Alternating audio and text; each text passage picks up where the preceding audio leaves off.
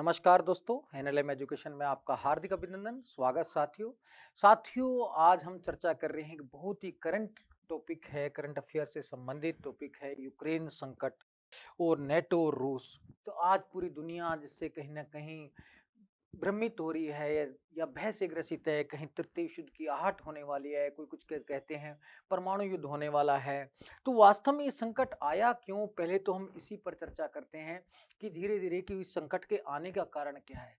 अगर हमें यूक्रेन संकट को समझना है तो हमें शीत युद्ध में लौटना होगा, सेकंड वर्ल्ड वॉर के बाद की परिस्थितियों पर चलना होगा, तो हमें धीरे-धीरे सारी बातें समझ आ जाएँगी। तो हम सबसे पहले तो शीत युद्ध और नेटो का जन्म कैसे होता है शीत युद्ध में, इस पर चर्चा करते हैं। क्योंकि आज यूक्रेन संकट का मेन कारण थोड़ा-सा नेटो बनता है, बार-बार आता है कि वो नेटो में शामिल हो रहा था, तो कहीं न कहीं रूस नाराज़ हो गया। तो अब रूस नाराज़ क्यों हुआ? इस नेटो का क्या लेना है? और बेसिकली क्यों रूस नाराज़ हो रहा है? नेटो कहाँ से आया है? तो इस पूरे बारे में हमें चर्चा करनी है। तो चलिए साथी हम शीत युद्ध पर चर्चा करते हैं। सबसे पहले कोल्ड वॉर पर। शीत युद्ध क्या है? इसको देखते हैं धीरे-धीरे शांतिपूर्वक साथियों देखेंगे। आनंद लेना है, आनंद जिसे कहते हैं, आनंद की अनुभूति वो लेना है। तो चलिए शीत युद्ध पर चलते हैं। शीत युद्ध, कोल्ड वॉर। ये शीत युद्ध कोल्ड वॉर क्या है बेसिकली आपको ध्यान रखना है कि कहते हैं सेकंड वर्ल्ड वॉर के बाद कि दो महाशक्तियों, दो विचारधाराओं और दो सैनिक संगठनों के मध्य वैचारिक द्वंद्व की स्थिति ही शीत युद्ध कहलाती है। कि शीत युद्ध की क्या स्थिति है कि सेकंड वर्ल्ड वॉर के बाद दो महाशक्तियों, अब दो महाशक्तियां कौन कौन सी थी वो ध्यान रखना है।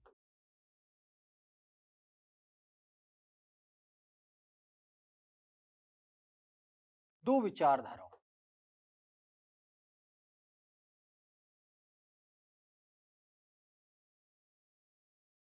और दोनों दो सैनिक संगठनों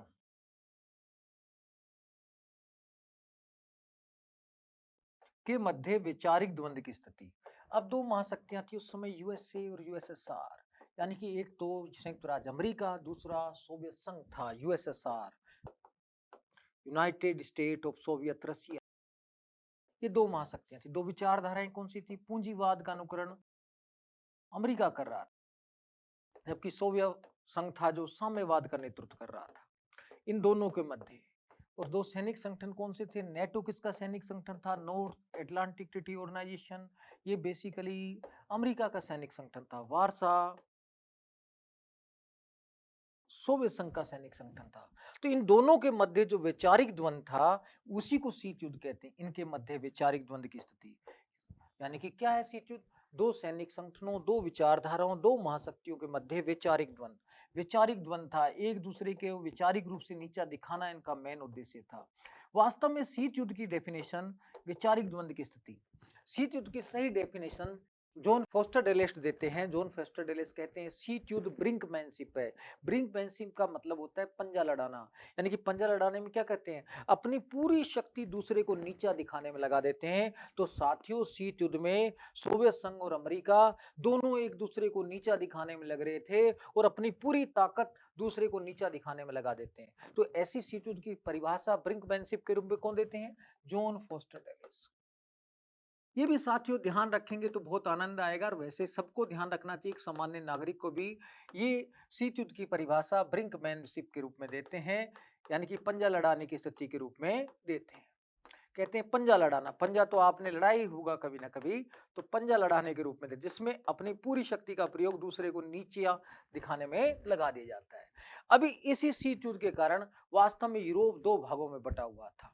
इस शीत युद्ध काल में यूरोप दो भागों में बटा हुआ था। कैसे बट रहा था मैं वो भी आपको समझा रहा हूं, लेकिन साथियों बस इसको ध्यान पूर्वक सुनना है, आनंद लेना है। आनंद की स्थिति थोड़ा इतिहास में जाकर, बहुत लंबा इतिहास भी नहीं है, 60-70 साल पुराने इतिहास से लेते हैं, सेकेंड वर्ल्ड वॉर के बाद से, फिर धीरे धीरे हम लौटने की कोशिश करते हैं। तो आइए साथियों देखते हैं कि यूरोप की क्या स्थिति थी इस काल में। यूरोप, शीत युद्ध काल में यूरोप,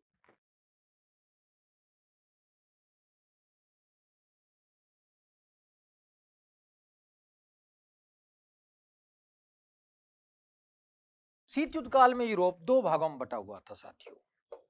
एक पश्चिमी यूरोप,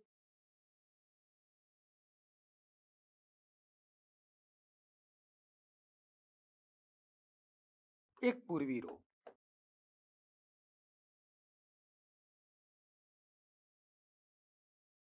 पश्चिमी यूरोप में कहीं न कहीं ये अमेरिका का अनुसरण कर रहे थे, ये अमेरिका के अनुकूल था, यानी कि यहाँ पूंजीवाद था। क्या था? पूंजीवाद। और अमेरिका का प्रभाव था, ये अमेरिका के अनुसार कार्य कर रहे थे। अमेरिका इनको सहायता भी देता था। पूर्वी यूरोप के जो देश थे, उनका नेतृत्व यूएसएसआर कर रहा था। यहाँ साम्यवाद का प्रभाव था। किसका प्रभाव था? साम्यवाद का। यहाँ पर बेसिकली ये जो सोवियत संघ था, ये पूर्वी यूरोप के लोगों को सहायता वगैरह देता था। ये कहते थे आपको पूंजीवादी नहीं अपनाना है। ऐसे अमेरिका पश्चिमी यूरोप के देशों को आर्थिक सहायता देता था और सुरक्षा का आश्वासन देता था। कहता था तुम्हें साम्यवाद नहीं अपनाना और ना साम्यवाद से डरना है। ऐसे ये आश्वासन देता था अब सोवियत संघ पूर्वी यूरोप के राष्ट्रों को, आपको पूंजीवाद नहीं अपनाना, ना अमेरिका से डरने की जरूरत है, मैं आपकी रक्षा की जिम्मेदारी लेता हूँ। इसी प्रकार से अमेरिका पश्चिमी यूरोप के देशों से कहता है तुम्हें डरने की जरूरत नहीं, मैं तुम्हें आर्थिक सहायता भी दूंगा, साथ में सुरक्षा भी प्रदान करूंगा। जैसे सिंपल देखते हैं कि पश्चिमी यूरोप का एक संगठन था ईईसी।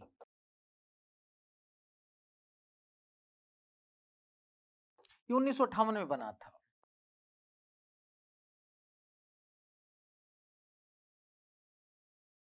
ये 1958 में बना था। कब बना था? 1958 में। यही बाद में किसमें बदल गया? कहीं ना कहीं यूरोपीय संघ में। आज जो यूरोपीय संघ है वो इसी का विस्तारित रूप है। यूरोपीय संघ जो कहते हैं, जिसको लेकर मेनली यूरोपीय संघ में शामिल भी होने की घोषणा भी कहीं ना कहीं जो यूक्रेन के राष्ट्रपति हैं उन्होंने की, जेलेंस्की वल्दामिर ने की 28 फरवरी को, जिस पर हस्ताक्षर किए इसी पर। ये यूरोपीय संघ कहीं ना कहीं अमेरिका का पूंजीवादी संगठन है और कहीं ना कहीं इसी का जो सोवियत संघ का उत्तराधिकारी है रूस, उसने इसको विरोधी के रूप में देखता है। तो यही कहीं ना कहीं शीत युद्ध के बादल मंडरा रहे हैं, क्योंकि यूक्रेन जो है तो पार्ट यूक्रेन किसका? पूर्वी यूरोप का, लेकिन वो इधर जाना चाहता है, यही समस्या का कारण है। वो यूरोपीय संघ में शामिल होना चाहता है। उसने यूरोपीय संघ के साथ ऐसा एक समझौता कि वास्तव में 2014 में हस्ताक्षर कर लिए थे और ये समझौता 2017 से लागू हो गया था। इस कारण से कहीं ना कहीं पुतिन जो यूक्रेन को बड़ी कटी हुई निगाह से, शत्रु की निगाह से देखते थे, क्योंकि जेलेंस्की भाई ऐसे समझौते क्यों कर रहा है, क्यों यूरोपीय संघ में पूंजीवादी नीति अपना रहा है, क्यों अमेरिकी गुट में शामिल हो रहा है, वो हमारा हिस्सा है, हमारे क्षेत्र का है, तो हमारे साथ क्यों नहीं रहता। ये मेनली विवाद का कारण कहीं ना कहीं बना हुआ है। तो आपको ये ध्यान रखना है कि बेसिकली जो ये समझौता हुआ यूरोपीय संघ यूक्रेन एसोसिएशन समझौता, ये बेसिकली 2014 में हस्ताक्षर हुए थे। 2017 में बेसिकली ये समझौता भी लागू हो गया था और इसके बाद अभी 28 फरवरी 2022 में यूक्रेन ने यूरोपीय संघ की पूर्ण सदस्यता पर हस्ताक्षर भी कर दिए। तो ये बेसिकली यूरोपीय संघ, जिसको अमेरिका आश्वासन देता है, ये कहीं ना कहीं विवाद का कारण ये भी। तो वास्तव में कैसे अमेरिका सहायता देता था, मैं कुछ ऐतिहासिक एग्जांपल देना चाहता हूं साथियों। जैसे बेसिकली अमेरिका इनको आर्थिक सहायता कैसे देता था पश्चिमी यूरोप के देशों को, ये बहुत सारे ऐसे प्लान चलाता था। जैसे बेसिकली ट्रूमैन सिद्धांत चला दिया, ट्रूमैन थ्योरी। तो ट्रूमैन सिद्धांत के तहत उसने तुर्की यूनान को आर्थिक सहायता दी थी। ट्रूमैन सिद्धांत चलाया, 1947 में चलाया था। इसके तहत तुर्की यूनान को आर्थिक सहायता दी थी। कहता है तुम्हें साम्यवाद से डरने की जरूरत नहीं है, मैं आपकी रक्षा करूंगा, ये लो पैसे, तुम्हें साम्यवाद नहीं अपनाना, लेकिन पैसे ले लो। इसी प्रकार से उसने मार्शल प्लान चलाया था अमेरिका ने। मार्शल प्लान के तहत 1950 में बेसिकली मार्शल प्लान के तहत उसने क्या किया 48 में, कि बेसिकली 6 यूरोपीय देशों को आर्थिक सहायता दी। किसको दी? 6 यूरोपीय देशों को, और कहा तुम्हें साम्यवाद अपनाने की जरूरत नहीं है, पूंजीवादी नीति अपनाओ और सहायता पाओ। ये सिंपल सा आपसी जो वैचारिक द्वंद था, ब्रिंकमैनशिप था, उसके कारण से अमेरिका शुरू से ऐसी नीतियां अपनाता रहा है। अब जब यूरोपीय संघ में पूंजीवाद, बाद में यूरोपीय संघ बन गया, यूरोपीय संघ के बाद कहीं ना कहीं समस्याएं आने लगी, तो इसी का एक अगला विस्तार। अब वो सिर्फ ये नहीं है कि आर्थिक शीत युद्ध चल रहा था, यहाँ पर सैनिक शीत युद्ध भी चल रहा था। वास्तव में अमेरिका ने सैनिक शीत युद्ध के लिए क्या किया, उस पर भी हम थोड़ा सा प्रकाश डालते हैं पहले। तो आइए साथियों देखते हैं। देखिए अमेरिका ने जो वास्तव में अमेरिका ने पश्चिमी यूरोप में अपना सैनिक प्रभुत्व बनाए रखने के लिए, उनको यह सैनिक सुरक्षा देने के लिए नेटो नामक सैनिक संगठन का निर्माण कर रखा था। और जबकि इधर सोवियत संघ ने वार्सा का निर्माण कर रखा था।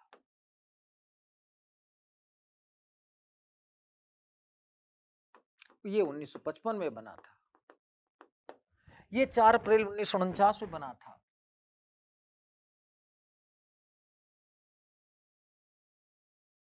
इसमें स्थापना के समय 12 राष्ट्र थे। कितने थे? 12। ये तो साथियों वारसा तो सोवियत संघ के विघटन के साथ ही 1991 में समाप्त हो गया, क्योंकि जो इसका उत्तराधिकारी रूस था सोवियत संघ का, उसने ऐसा कोई संगठन भी नहीं बनाया सैनिक वारसा की जगह, लेकिन नेटो जीवित रहा। नेटो जीवित रहा। वास्तव में सोवियत संघ का विघटन हो गया, कहते हैं पूंजीवाद की जय जयकार भी होगी 91 में, लेकिन इस नेटो सैनिक संगठन का क्या उद्देश्य था? अमेरिका ने कहा अब पहले नेटो का प्रमुख उद्देश्य क्या था? 4 अप्रैल 1949 को नेटो का प्रमुख उद्देश्य था साम्यवाद का विरोध करना। मेनली इसका मूल उद्देश्य यही था, साम्यवाद का विरोध करना। लेकिन 1991 के बाद तो साम्यवाद रहा नहीं, सोवियत संघ का विघटन हो गया था। उसके बाद ये क्यों बना रहा? यही बात कहीं ना कहीं नेटो का बने रहना और नेटो की जो नई नीतियां हैं वही कहीं ना कहीं यूक्रेन संकट को भी जन्म देती हैं और कहीं ना कहीं विकासशील देशों में भय उत्पन्न करती हैं। तो नेटो का पूरा नाम भी ध्यान रखना है, नॉर्थ एटलांटिक ट्रीटी ऑर्गेनाइजेशन। तो आज इसमें 12 नहीं बढ़कर राष्ट्र कितने हो गए हैं? 30। वास्तव में अमेरिका इसके माध्यम से अपने हितों की पूर्ति कर रहा है। एक तरफ विकासशील देशों में हस्तक्षेप कर रहा है तो दूसरी तरफ पूर्वी यूरोप में विस्तार कर रहा है। वो रूस को चारों तरफ से घेरने की कोशिश कर रहा है नेटो और यूरोपीय संघ के माध्यम से। ये बात व्लादिमीर पुतिन को पसंद नहीं। वो जानता है कि जैसे जैसे नेटो मेरे करीब पूर्वी यूरोप पर आता रहेगा तो उसकी सुरक्षा की समस्या आ जाएगी, उसके संप्रभुता पर समस्या आ जाएगी। साथ में कहीं ना कहीं जो संस्कृति है, पूंजीवाद है, वो हर जगह बोलबाला उसका उत्पन्न हो जाएगा पश्चिमी यूरोप के माध्यम से। तो ये बातें कहीं ना कहीं तनाव उत्पन्न करती हैं व्लादिमीर पुतिन के अंदर। जबकि जेलेंस्की महोदय जो है वो यूक्रेन को कैसा बनाना चाहते हैं, नेटो में भी शामिल होना चाहते हैं, पश्चिमी यूरोप में भी शामिल होना चाहते हैं, वो पश्चिम की तरफ देख रहे हैं। तो ये जो मतभेद है यूक्रेन रूस में, भाई भाई हैं, साथ साथ बॉर्डर लग रहा है, लेकिन ये बातें कहीं ना कहीं क्या करती हैं? तनाव को पैदा करती हैं। तो अब साथियों देखिए नेटो के बारे में मैं थोड़ा सा प्रकाश डालना चाहूंगा कि नेटो ने कैसे कैसे साम्यवाद के विरोध के समय के बाद क्या क्या नीतियां अपनाई हैं। तो नेटो की भूमिका क्या है, इस पर भी चर्चा कर लेते हैं, क्योंकि साथियों ज्ञान कहीं किसी की बपुती नहीं है, तो ज्ञान को धीरे धीरे हमें अर्जित करना है। तो नेटो का उद्देश्य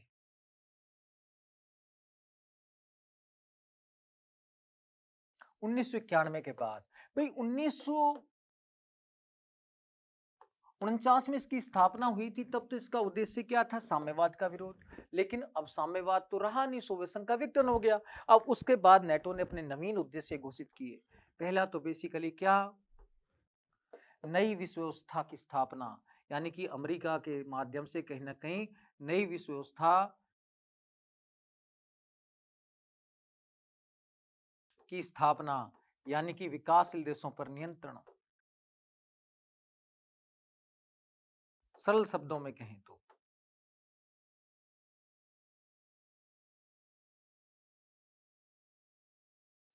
या विकासशील देशों में हस्तक्षेप, इसका पहला उद्देश्य ये बना। दूसरा उद्देश्य पूर्वी यूरोप में विस्तार।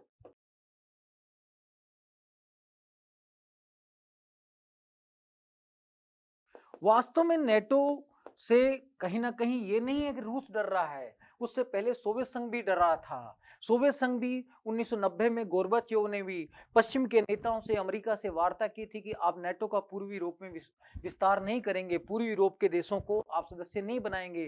भाई यूक्रेन है, रोमानिया है, पोलैंड है, चेक है, स्लोवाक है, इन सबको, किसी को भी, हंगरी को, रोमानिया को, इनको आप सदस्य नहीं बनाएंगे नेटो का, इससे मेरी संप्रभुता पर खतरा उत्पन्न हो जाएगा। उस समय अमेरिकी राष्ट्रपति ने या अमेरिकी नेताओं ने आश्वासन भी दिया था गोर्बाचेव को, हम नेटो का पूर्वी यूरोप में विस्तार नहीं करेंगे।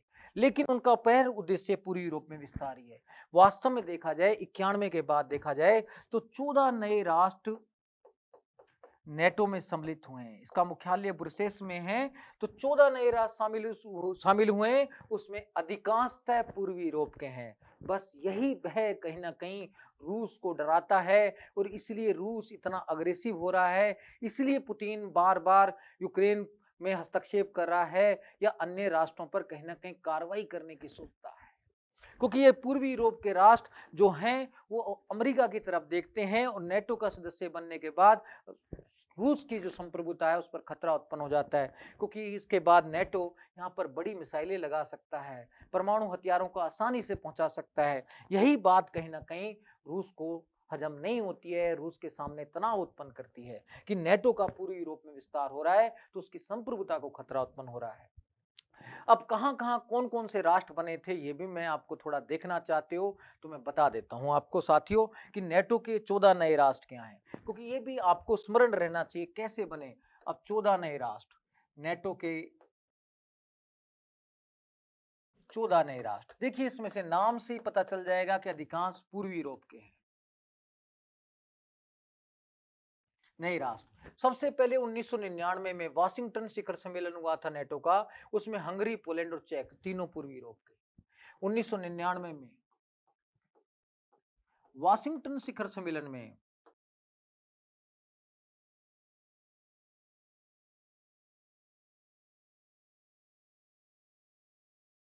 तीन राष्ट्रों को शामिल किया गया था, हंगरी, पोलैंड और चेक।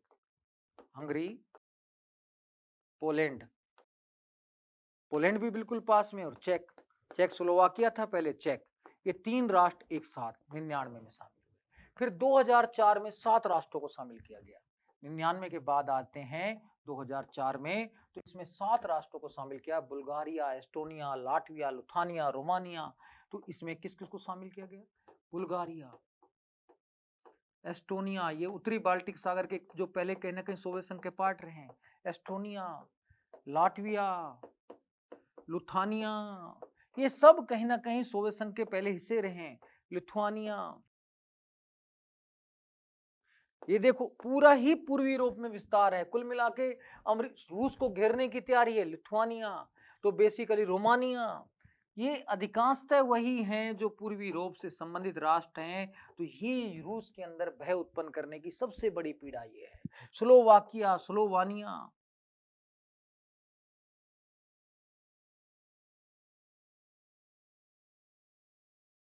ये 7 राष्ट्र बेसिकली ये शामिल किए 2004 में। फिर 2009 में कि इसने फिर नए शामिल किए, एक तो क्रोएशिया, क्रोएशिया को शामिल किया, और साथ में उसने अल्बानिया को शामिल किया। ये युगोस्लाविया से जुड़ा हुआ है अल्बानिया। युगोस्लाविया में पहले साम्यवाद था, आपको ध्यान हो, यानी कि कुल मिला के वही पूर्वी यूरोप के हिस्से पर ही कब्जा करना है, मेन उद्देश्य कहीं ना कहीं रहा है। फिर 2017 में देखें तो मॉन्टीनिग्रो को शामिल किया। ये भी मॉन्टीनिग्रो भी आप जानते हैं, ये भी यूगोस्लाविया का ही पार्ट है। यहाँ भी पहले पहले यूगोस्लाविया में पूरे में साम्यवाद था, मॉन्टीनिग्रो को शामिल किया। फिर उसके बाद देखते हैं कि 2020 में उत्तरी मैसेडोनिया को शामिल किया।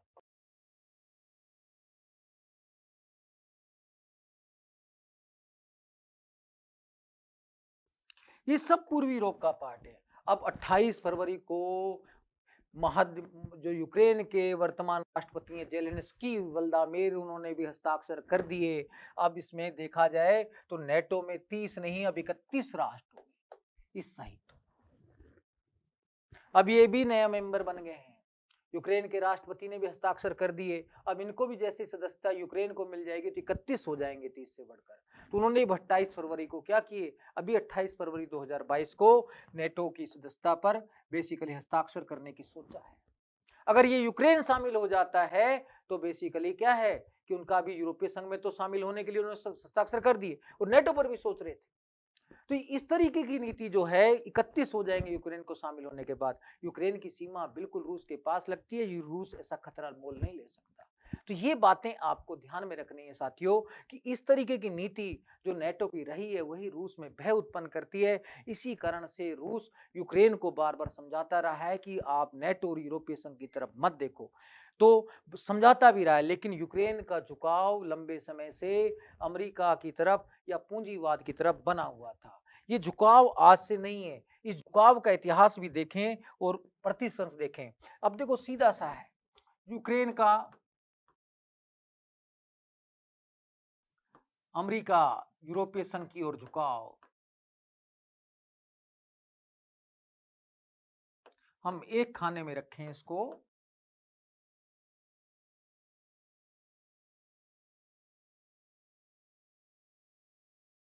और दूसरे खाने में रखें रूस का विरोध। तो देखो दोनों साइड कहीं ना कहीं क्या है, अब इसमें थोड़ा सा टेबल के माध्यम से समझने की कोशिश कीजिएगा, इस सारणी के माध्यम से मैं धीरे धीरे समझाने की कोशिश करता हूँ। एक्चुअली क्या है, यूक्रेन में 2004-5 में ऑरेंज क्रांति हुई थी और इसमें उसने पहली बार कहीं ना कहीं ऑरेंज क्रांति में पूंजीवाद अपनाने की बात की थी। तो 2004-5 में यूक्रेन में ऑरेंज क्रांति, पेन का थोड़ा सा लेवल कम करते हैं।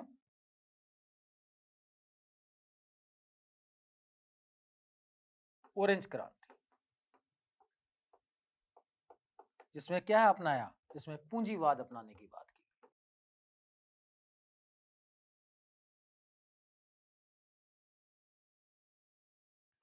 मुक्त बाजार ये अपनाने की बात की और इसका रूस ने क्या किया था, विरोध, क्योंकि उस समय रूस का प्रभाव क्या होता, रूस का विरोध। रूस का पहला विरोध इसने रूस ने कर भी दिया था, क्योंकि रूस समर्थकों की हार हुई ना है, ठीक है, तो रूस का इसमें विरोध। फिर उसके बाद 2014 में उन्होंने यूरोपीय संघ के साथ जो गैर यूरोपीय संघ यूक्रेन एसोसिएशन समझौते पर हस्ताक्षर किए थे, तो रूस ने उसका भी विरोध किया था। 2014 में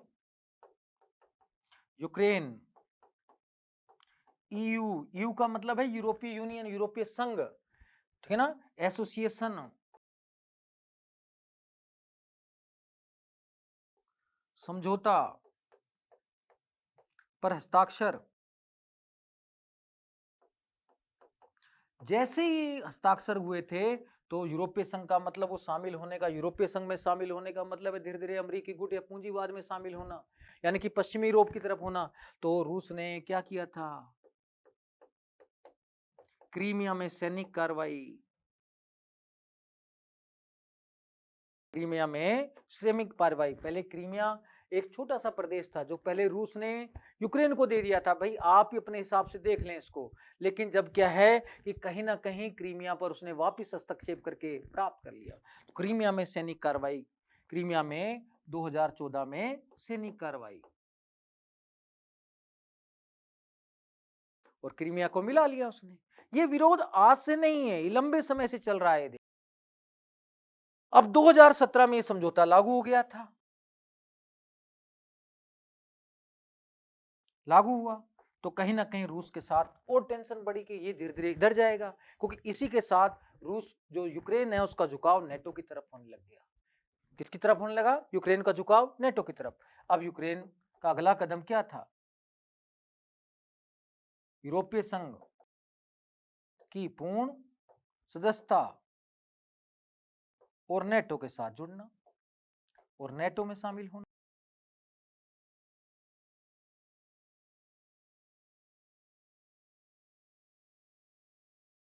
इसी के फलस्वरूप अभी क्या किया है, 24 फरवरी 2022 को जब ये प्रयास ही कर रहा था तो उसने आक्रमण कर दिया रूस ने यूक्रेन पर।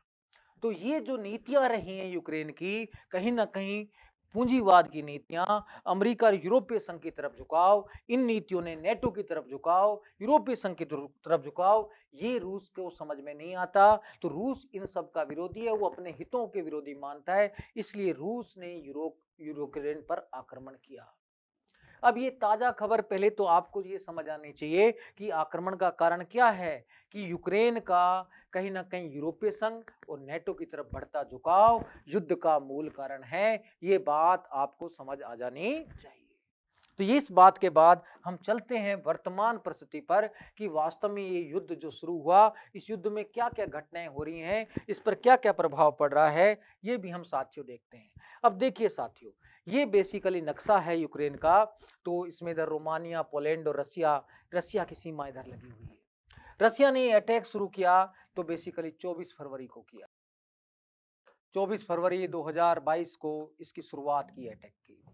अटैक की शुरुआत करने के बाद उसने बेसिकली अपना बेलारूस क्षेत्र से और अपना कहीं ना कहीं क्रीमिया वाले क्षेत्र से अपना आक्रमण भी शुरू किया, जमीनी सेना का प्रवेश की नीति अपनाई। तो कहीं ना कहीं जो रशियन सेना है यूक्रेन के अंदर घुसती चली गई, लेकिन उसके बाद उसने इन दो क्षेत्रों पर कब्जा किया। ये लुहांस का है जिसका बार बार उसने कब्जा भी कर लिया लुहांस का क्षेत्र में। फिर डोनेटस्क है, क्या है डोनेटस्क, इन दोनों पर उसने कब्जा कर लिया, डोनेटस्क। ये दिख रहा है आपको जो मैप के अंदर। तो ये दोनों पर कब्जा किया। कब्जा करने के बाद फिर उसने धीरे-धीरे आगे बढ़ने लगा। अब वो बढ़ रहा है इधर से खार्किव की तरफ। ये खार्किव क्षेत्र है, ये खार्किव क्षेत्र है, खार्किव। तो यहाँ पर अब उसकी सैनिक कार्रवाई चल रही है, यानी कि जहां उसका बॉर्डर एरिया है, पूरे पे कार्रवाई करता जा रहा है। इधर बेलारूस तक पूरा ये हिस्सा कहीं ना कहीं जो बॉर्डर वाला है। फिर यहाँ से सी ऑफ अजोव है, यहाँ से भी कहीं ना कहीं समुद्री हमला करने की सोच रहा है। तो ये पूरा उसकी नीति है कि भाई कैसे ना कैसे करके इसको पूरा बढ़ना है। ये क्रीमिया वाला पार्ट है, ये क्रीमिया जो उसके पास है, यहाँ से भी कहीं ना कहीं कार्रवाई होनी है। तो इस तरीके से वो चारों तरफ पड़ रहा है। ये बेशक खार्किव क्षेत्र ज्यादा क्यों इस समय भारत के न्यूज़पेपरों में छा रहा है, क्योंकि यहाँ पर भारतीय छात्र हैं। कहते हैं लगभग 1300 भारतीय छात्र यहाँ फंसे हुए हैं। अब यहाँ से निकलना भी वो चाहते हैं, लेकिन आगे रास्ता सुरक्षित नहीं है, इसलिए कहीं ना कहीं परेशानियों का अनुभव हो रहा है। तो ये क्षेत्र भी आपको ध्यान रखना है कि लुहांस्क का और दोनेत्स्क पर तो उसने कब्जा कर लिया है रूस ने, और खार्किव में भारी युद्ध की कहीं ना कहीं सौगात मिल रही है। भारी युद्ध दोनों के मध्य चल रहा है। और यहाँ सबसे बड़ी हमारे भारतीयों के सामने समस्या है कि हमारे भारतीय छात्र भी वहां फंसे हुए हैं। अब इनके निकालने के लिए भारत सरकार भी हर संभव प्रयास कर रही है। अब वो कहां तक सफल हो पाती है, क्योंकि अटैक में कहीं ना कहीं बहुत बड़ी समस्याएं भी साथ साथ आती हैं। तो उनको निकालना एक भारत सरकार के सामने भी मुश्किल है, और वास्तव में पूरी मानव जाति के सामने समस्या है कि उनको निकाला कैसे जाए। वो बेचारे बच्चे कहीं ना कहीं इंटरव्यू भी दे रहे हैं कि खाना भी ढंग से नहीं मिल रहा है, और वास्तव में मार्शल लॉ जैसा यूक्रेन में लग रहा है। ऐसी स्थिति में वो कैसे निकले, उनको कोई भी विशेष सुरक्षा उपलब्ध नहीं हो पा रही है। कहीं ना कहीं रोज वो अपने आप से जीवन से संघर्ष कर रहे हैं। ऐसी स्थिति खार्किव में भारतीय छात्रों के साथ, पूरे यूक्रेन में जो भी रह रहा है विदेशी, उसके साथ बना हुआ है। तो ये आपको ध्यान में रहना चाहिए। इसके बाद साथियों आगे क्या है, अभी 4 मार्च को क्या किया रूस ने, वहां के परमाणु संयंत्र पर हमला कर, जो जपोरेजिया जो परमाणु संयंत्र था उस पर हमला कर दिया। अब अगली घटना बड़ी ही भयानक है, जो कहीं ना कहीं तृतीय विश्व युद्ध की आहट देती है, परमाणु युद्ध का भय दुनिया के सामने लाती है कि जपोरियन जो परमाणु संयंत्र है उस पर उन्होंने हमला कर दिया है। जपोरेजिया परमाणु संयंत्र पर क्या किया है, हमला। यूक्रेन के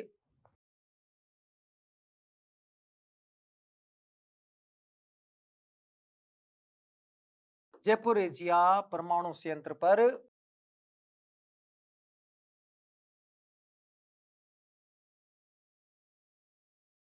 हमला किया 4 मार्च को, अभी 4 मार्च 2022 को। ये हमला करने के बाद कहते हैं तृतीय विश्व युद्ध की आहट या परमाणु युद्ध की शुरुआत। आहट इसमें साफ दिखाई देती है, परमाणु युद्ध की आहट, कि परमाणु संयंत्र को पर आक्रमण या उसके निकट उसके प्रशासनिक भवन पर आक्रमण। हालांकि यहाँ 6 परमाणु रिएक्टर हैं, तो उसके बाद कहीं ना कहीं युद्ध जो है भयानक स्थिति में पहुंच चुका है।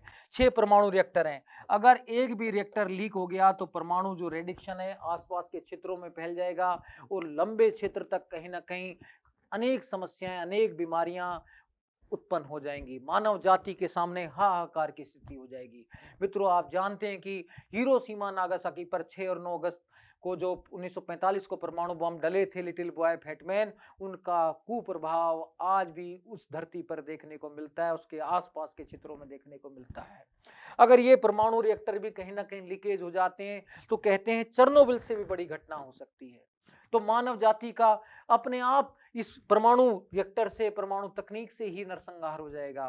तो ये भय आज पूरी मानव जाति को दलित कर रहा है। हर विद्वान चिंतित है कि ऐसी घटनाएं नहीं होनी चाहिए।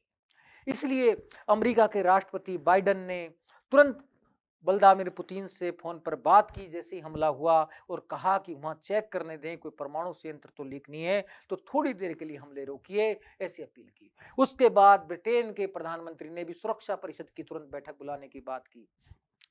पुतिन भी चाहते हैं अपने सुरक्षा विशेषज्ञों के साथ, वो भी वार्ता कर रहे हैं, लेकिन पूरा वर्ल्ड चिंतित है, भारत भी चिंतित है इस घटना से कि ऐसी घटनाएं रुकनी चाहिए, नहीं तो मानव जाति का नरसंहार हो जाएगा। मानव जाति के सामने एक विकट समस्या आ जाएगी, जिसका कुपरिणाम हमें कई लंबे समय तक मानव जाति को झेलने पड़ेंगे। तो ऐसी घटनाएं उचित नहीं है। तो जो भी है तो ऐसे हमलों को रोकना। तो अब वार्ता शांति की होनी चाहिए। तभी कहीं ना कहीं काम चलता है। लेकिन ये वार्ता द्विपक्षीय वार्ता ही साथियों हो सकती है, यूक्रेन और रूस के मध्य ही हो सकती है। इसमें महाशक्तियों को ज्यादा रोल नहीं है, क्योंकि कहीं ना कहीं इसमें नेटो और यूरोपीय संघ की जो नीतियां रही हैं उसको अपने पास लाने की रूस उन पर सहमत नहीं होगा। ये बात हमें ध्यान रखना चाहिए कि नेटो को यह आश्वासन देना पड़ेगा रूस को, या वास्तव में कि नेटो को ये मानना पड़ेगा कि उसे पूर्वी यूरोप से दूर रहना होगा, क्योंकि हर राष्ट्र अपनी संप्रभुता तो निश्चित करना चाहता है। अब इसलिए ये वार्ता तभी संभव है जब नेटो आश्वासन दे, और यूक्रेन को भी देखना है कि उसे नेटो जैसे सैनिक संगठन से जुड़ना है या अपना विकास करना है, पड़ोसी देशों के साथ शांतिपूर्वक रहना है, खुद की संप्रभुता को भी सुरक्षित रखना है, साथ में दूसरे की संप्रभुता को सुरक्षित रखना है। मित्रों, वास्तव में शांतिपूर्ण नीति तभी रहती है हम अपनी संप्रभुता के साथ साथ पड़ोसी राज्यों की भी संप्रभुता को सुनिश्चित करें। तो पड़ोसी राज्यों की संप्रभुता तभी सुनिश्चित रहती है जब यूक्रेन नेटो से दूर रहे। तो जेलेनिस्की महोदय को भी ये समझना चाहिए, यूक्रेन को भी ये समझना चाहिए कि भाई हमें साथ साथ रहना है, पूर्वी यूरोप के राज्य हैं और हम भाई हैं, क्योंकि पहले 15 गणराज्य थे, 15 गणराज्यों के ही भाई हैं वो उन्हीं का एक भाग हैं सारे के सारे। रूस उनका उत्तराधिकारी बना, यूक्रेन भी 15 का एक हिस्सा है। तो उन्हें ऐसी नीति अपनानी चाहिए, वार्ता की और सहयोग की नीति अपनानी चाहिए, और अपनी समस्याओं को वार्ता द्वारा हल करना चाहिए, ना कि इस प्रकार के युद्ध और भय से कहीं ना कहीं।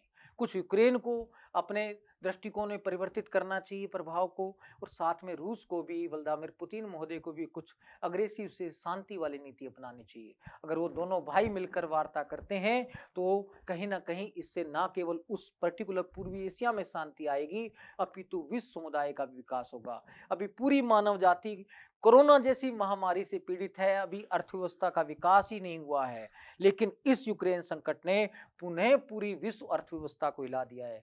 आज फिर कच्चे तेल की कीमतों में वृद्धि देखने को मिलती है, शेयर मार्केट बिल्कुल धराशायी हो चुके हैं, और आयात सभी राष्ट्रों का महंगा हो चुका है। ये कुप्रभाव भारतीय अर्थव्यवस्था भी झेल रही है, बाकी दुनिया की। कहते हैं भारतीय रुपए की वैल्यू भी कम हो गई, सोने की कीमत रातों रात बढ़ गई है। तो साथियों, ऐसी समस्याएं फिर मानव जाति, अभी हम कोरोना से भी उभरे नहीं है, कोरोना की जो मार से है उससे भी हमारी अर्थव्यवस्था भी पटरी पर आना ही शुरू हुई है, अभी दौड़ी नहीं है। लेकिन यूक्रेन संकट कहीं ना कहीं आज विश्व के समस्त देशों की अर्थव्यवस्था को हिला रहा है। इसलिए मैं, मेरे जैसे विद्वान या मेरे जैसे व्यक्ति जो जागरूक व्यक्ति हैं, वो कहते हैं कि बेसिकली ऐसे नरसंहार को या आपसी युद्ध को रोकना चाहिए। इसके लिए दोनों पक्षों पर दबाव डालना चाहिए कि बैठकर वार्ता करें और समस्या का निदान करें, चाहे यूएनओ के अंदर वार्ता करें या आपस में वार्ता करें। और नेटो जैसे संगठन से कहना चाहते हैं कि वो विस्तार की नीति ना अपनाएं, वो शांतिवादी नीति अपनाएं। आज वैश्वीकरण का युग कहता है अमेरिका, तो वैश्वीकरण में नेटो जैसे सैनिक संगठन की जरूरत नहीं है, और उसका विस्तार को बंद किया जाए, और उसमें क्या उद्देश्य हैं वो उसको स्पष्ट करने चाहिए, तभी ऐसे युद्ध रुकेंगे। कल को नेटो का पाकिस्तान को भी गैर सदस्य सहयोगी राष्ट्र, राज्य का दर्जा, राष्ट्र का दर्जा दे रखा है, वो समस्या भारत के सामने भी साथियों आ सकती है। ये जो आज रसिया के सामने समस्या है वो कल को भारत के सामने भी आ सकती है। ऐसे पाकिस्तान को भी नेटो का पूर्ण सदस्य वो बना सकता है, तो वो समस्या फिर हमारे घर भी आ सकती है। इसलिए नेटो का विस्तार रोकना, खाली यूएनओ में ये वार्ता नहीं होनी चाहिए कि यूक्रेन और उसमें समझौता आ जाए, क्योंकि ये वास्तव में मूल जड़ नेटो है, ये नेटो का विस्तार ही मूल जड़ है। तो इसको कहीं ना कहीं क्या उद्देश्य है आज, ये भी स्पष्ट अमेरिका को करना चाहिए। तो नेटो पर कहीं ना कहीं नियंत्रण की नीति अपनेगी, तभी कहीं ना कहीं ये युद्ध रुकेगा, ये बात भी स्पष्ट। तो खाली यूएनओ के क्या, सभी राष्ट्रों को, जितने भी विकासशील राष्ट्र हैं, सभी को इस नेटो पर नियंत्रण का भी उपाय करना चाहिए, अन्यथा ऐसी युद्ध घटनाएं पूरे विश्व के अन्य क्षेत्रों में भी होती रहेंगी, और मानव जाति कहीं ना कहीं परेशान होती रहेगी, समस्याओं से ग्रसित रहेगी। तो हमें ऐसे नाटो संगठनों के संदर्भ में, प्रतिबंध के संदर्भ में वार्ता करनी चाहिए। अभी सिर्फ प्रतिबंध लग रहा है, तो रूस पर प्रतिबंध लगा रहे हैं, रूस पर प्रतिबंध लगाएं। मैं ये नहीं कहता कि रूस कोई अच्छा काम कर रहा है, रूस ने हिंसा का काम किया है, हिंसा की नीति नहीं अपनानी चाहिए, तो उससे भी यूक्रेन के साथ वार्ता की नीति अपनानी चाहिए। लेकिन आज जो वहाँ वार्ता का माहौल बना, युद्ध का माहौल जो बना है, उसे वार्ता के माहौल द्वारा ही शांत किया जा सकता है। तो रूस यूक्रेन में वार्ता हो, इसके लिए सभी राष्ट्र दबाव डालें दोनों पर कि वो आपस में चाहे द्विपक्षीय वार्ता करें या यूएनओ के अंदर बैठ कर वार्ता करें, लेकिन साथ में सभी राष्ट्रों को ये भी करना चाहिए कि नेटो को शांत करना होगा। नहीं तो ऐसी घटनाएं बार बार जन्म होंगी, हर क्षेत्र में जन्म होंगी, तो नेटो पर भी कार्रवाई की आवश्यकता है। तो साथियों, जो युद्ध है आज कहीं ना कहीं पूरी मानव जाति को दलित कर रहा है, पूरे व्यापार पर नकारात्मक प्रभाव पड़ रहा है, हर व्यक्ति को परेशान कर रहा है, मैं सरल शब्दों में कहें तो इसको रोकने के लिए सभी राष्ट्रों को, सभी बुद्धिजीवियों को, दोनों पक्षों में वार्ता तुरंत और नेटो पर प्रतिबंध या नेटो पर नियंत्रण भी तुरंत, ये नीति पर दबाव डालना होगा, तभी जाकर इस समस्या का निदान हो सकता है या भविष्य में ऐसी घटना ना हो, उनको रोका जा सकता है। तो इसी के साथ मैं इस वीडियो से विदाई चाहता हूं, लेकिन साथ में आपसे कुछ चित्र भी दिखा देता हूं। ये अपने व्लादिमीर पुतिन महोदय हैं, जो रूस के राष्ट्रपति हैं, तो काफी लंबी समय से कहीं ना कहीं राष्ट्रपति बने भी हुए हैं। और ये जो महोदय हैं, ये जेलेंस्की व्लादिमीर है, दोनों के पीछे व्लादिमीर लग रहा है, लेकिन ये जो है पूंजीवादी अगुवा बने हुए दोनों भाई हैं, तो दोनों को वार्ता की नीति अपनाएं, शांति की नीति अपनाएं, ये हम भी अपील करते हैं, आप भी अपील करें, और नेटो पर प्रतिबंध हो। ये निष्कर्ष है इस वार्ता का कि ये दोनों शांति वार्ता की नीति अपनाएं, चाहे द्विपक्षीय अपनाएं, चाहे यूएनओ में बैठें, ये इन पर निर्भर करता है। भाई कैसे वार्ता करनी है ये इनको निश्चित करना है। द्विपक्षीय वार्ता होती है तो द्विपक्षीय, यूएनओ में वार्ता करना चाहते हैं तो यूएनओ में, लेकिन इस नेटो के दायरे में नहीं आना चाहिए। नेटो पर पहले प्रतिबंध लगना चाहिए, तभी कहीं ना कहीं वार्ता और शांति के जो है स्थिति उत्पन्न हो पाएगी, हमारी युद्ध के भय से मुक्ति हो पाएगी। तो ये छोटी छोटी बातें आप सभी को ध्यान रखनी है साथियों। इसी के साथ फिर मिलेंगे नेक्स्ट वीडियो में। धन्यवाद। जय हिंद, जय भारत।